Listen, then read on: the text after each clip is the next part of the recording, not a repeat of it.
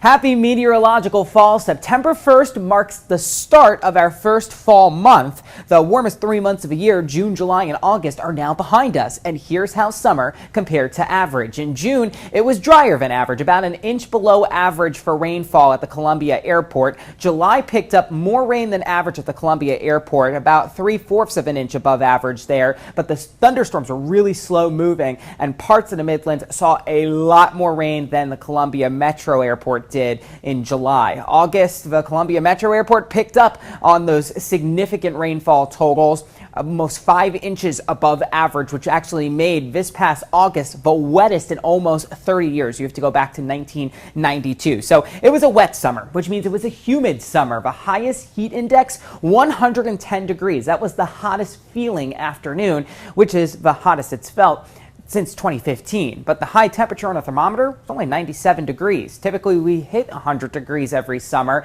and this is now the second summer in a row that we haven't. You have to go back to the 1970s to see a stretch longer than that without 100-degree heat. So overall, a very rainy, very humid summer with temperatures running slightly below average on the thermometer. But because of that humidity, it did feel pretty much just as hot as every summer does, if not hotter, here in the Midlands. On Sunday, August 22nd, we made a big record because it was our wettest August day ever at the Columbia Metro Airport. Just a random thunderstorm that sat over the airport, bringing over 5 inches of rain, beating that old record. Now that we're in September, temperatures are going to noticeably drop. We go from an average of 89 in the beginning of the month to the 70s by the middle of October. So only a few weeks, making a huge difference. But don't let that take your guard off of the tropics, because September is a very busy month when it comes to tropical activity. We've already seen a lot of named storms, particularly towards the Gulf of Mexico, develop, and as of September 1st, we are nowhere near slowing down. We've had 6 U.S. landfalling storms. 4 of those have had impacts here in South Carolina. That's a lot. Claudette, Danny, Elsa, and most recently, Fred. That brought that big tornado outbreak back on August 17th. It was our most impactful system so far this season here in South Carolina.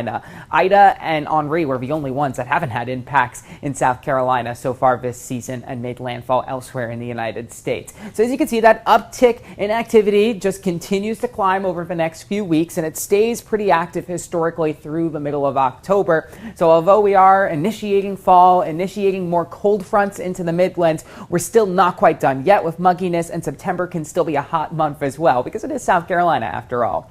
I'm meteorologist Alex Calamia. Happy fall.